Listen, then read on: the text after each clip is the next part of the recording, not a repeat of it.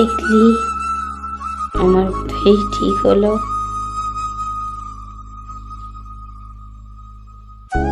কি কথা?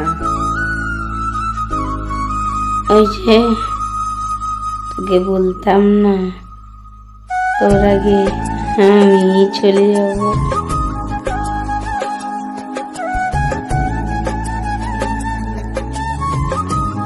বেসিক্যালি বেঁচে থাকাকালীন এটাই আমার শেষ জন্মদিন। আমার একটা কথা রাখবি প্লিজ? হ্যাঁ বল। চিরকাল তোর জন্মদিনে তোকে না জানিয়ে আমি একটা সারপ্রাইজ গিফট দিতাম। শুধু এই বছরই কোনো গিফট পেইনি তোকে। বল বল, তোর কি গিফট লাগবে বল, আমি সেই গিফটই তোকে দেবো। বল তুই কোন সত্যি তুই আমায় গিফট দিবি? আমাকে ওই দুর্গাপূজাটা ফিরিয়ে দিতে পারবি?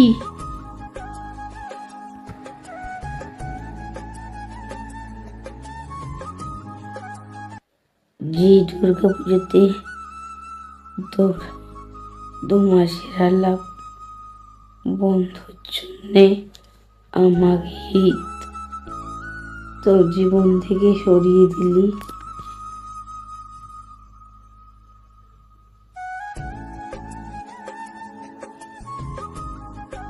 কারণ তোর ওই বন্ধু খুব অপ্রিয় মানুষ ছিলাম আমি।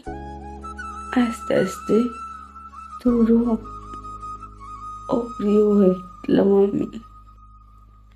যখন প্যান্ডেলে মানুষ ভিড় করে ঠাকুর দেখছিল তখন আমি ঘরে ঘরে চুপ করে বসেছিলাম। জানিস, বড্ড একা লাগছিল, জানিস, একা লাগছিল।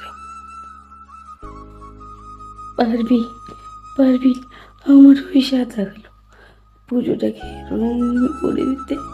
পারবি? বল পারবি? সে তো আর সম্ভব না, কিন্তু শোন,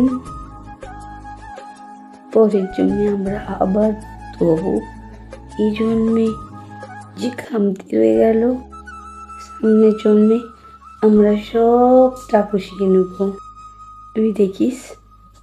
আর শোন, এই বছর আমরা একসাথে পুজোয় ঘুরবো, তুই দেখিস। প্রত্যেকটা প্যান্ডেল আমরা একসাথে ঠাকুর দেখবো। তার আগে আমি তোকে কোথাও দেব না, কোথাও না,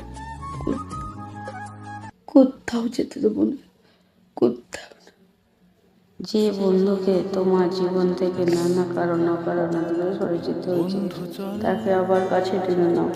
খবর নিয়ে দেখো তুমি ছাড়া তার জীবনটা সাদা কালো হয়ে গেল। তাকে কাছে টেনে আবার বন্ধুত্বের হাত বাড়িয়ে দাও।